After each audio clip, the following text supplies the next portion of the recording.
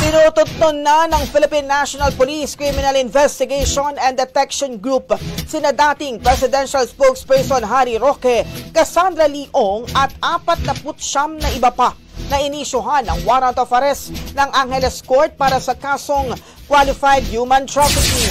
Ayon sa CIDG, nag-deploy na sila ng mga tracker teams nationwide para malaman ng kinaroroonan ni Cassie at iba pa. Ipinag-utos umano ni PNP Chief General Romel Francisco Marbil na paigtingin ang offline pagtugis para sa paghahanap sa naturang mga individual. Si Roque ay kasalukuyang nasa the Netherlands sa tumihiling ng asylum. Samantala, sinabi naman ng DOJ na maaaring humiling ang mga prosecutors sa kaso para isailalim si Ong sa hold departure order para hindi ito makalabas ng bansa. Tinututunan na ng Philippine National Police Criminal Investigation and Detection Group sina dating Presidential Spokesperson Harry Roque, Cassandra Leong at 49 na iba pa na inisyuhan ang warrant of arrest ng Angeles Court para sa kasong qualified human trafficking. Ayon sa CIDG, nag-deploy na sila ng mga tracker teams nationwide para malaman ng kinaroroonan ni Cassie at iba pa. Ipinag-utos umano ni PNP Chief General Romel Francisco Marbil na paigtingin ang offline pagtugis para sa paghahanap sa naturang mga individual. Si Roque ay kasalukuyang nasa the Netherlands sa tumihiling ng asylum. Samantala, sinabi naman ng DOJ na maaaring humiling ang mga prosecutors sa kaso para isailalim si Ong sa hold departure order para hindi ito makalabas ng bansa.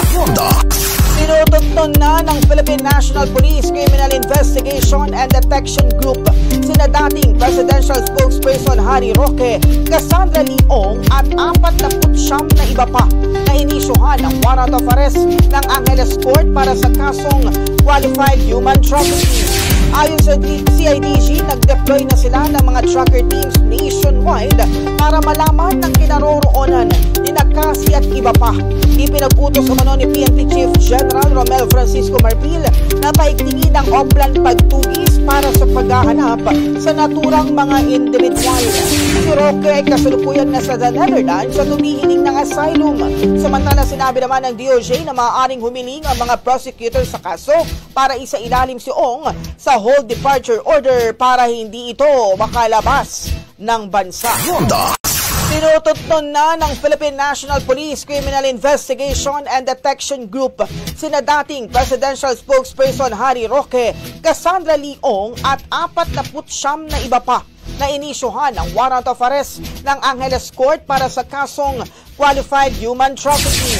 Ayon sa CIDG, nag-deploy na sila ng mga tracker teams nationwide para malaman ng kinaroroonan ni Cassie at iba pa. Ipinag-utos umano ni PNP Chief General Romel Francisco Marbil na paigtingin ang offline pagtugis para sa paghahanap sa naturang mga individual. Si Roque ay kasalukuyang nasa the Netherlands sa tumihiling ng asylum. Samantala, sinabi naman ng DOJ na maaaring humiling ang mga prosecutors sa kaso para isailalim si Ong sa hold departure order para hindi ito makalabas ng bansa.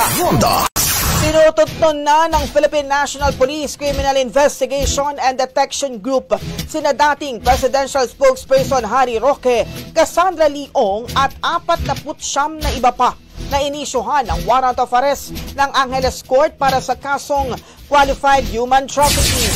Ayon sa CIDG, nag-deploy na sila